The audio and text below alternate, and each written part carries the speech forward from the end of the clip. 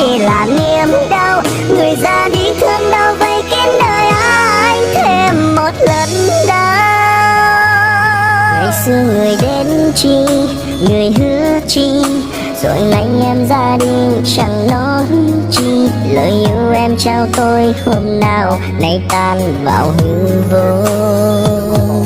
Tình em là thế sao, chỉ thế sao? Lời yêu em trao tôi chỉ thế sao? Ngày xưa khi bên tôi ai đã nói chúng ta không chia lìa. Ngày qua ta bên nhau vượt qua bao thương đau. Vì đâu hôm nay tình phải giấu, vì yêu em nên anh phải nén đau, để ngày sau đôi ta lại bên nhau. Nhớ không em, lời hứa ngày xưa mình bên nhau dưới ánh trăng đã nguyên thề rằng đôi mình có nhau không bao giờ lìa xa, dìu nhau đi qua nhân gian lắm bề giá.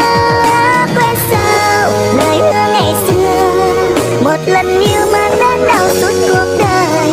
Ngày xưa mình có nhau nay chỉ là niềm đau. Người ra đi thương đau vây kín đời anh thêm một lần đau.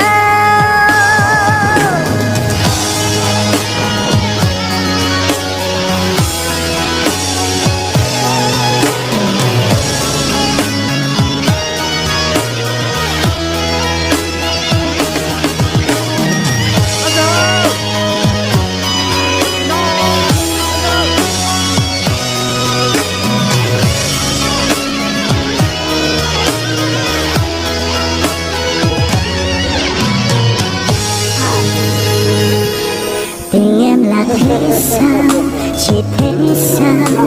Lời yêu em trao tôi chỉ thế sao? Ngày qua hai bên tôi ai đã nói chúng ta không chia lìa. Ngày qua ta bên nhau vượt qua bao thương đau.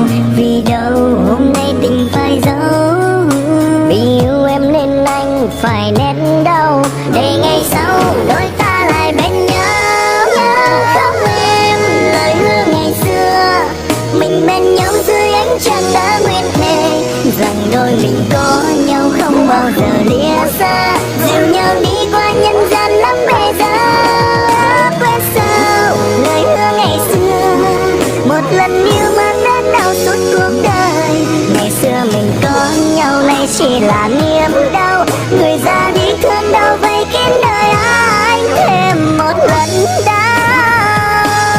Nhớ không em, lời hứa ngày xưa mình bên nhau dưới ánh trăng đã nguyên thề rằng đôi mình có nhau không bao giờ lìa xa, dìu nhau đi qua nhân gian lắm bề giá. Quên sao lời hứa ngày xưa, một lần yêu mang đến đau suốt cuộc đời. Ngày xưa mình có nhau nay chỉ là niềm đau.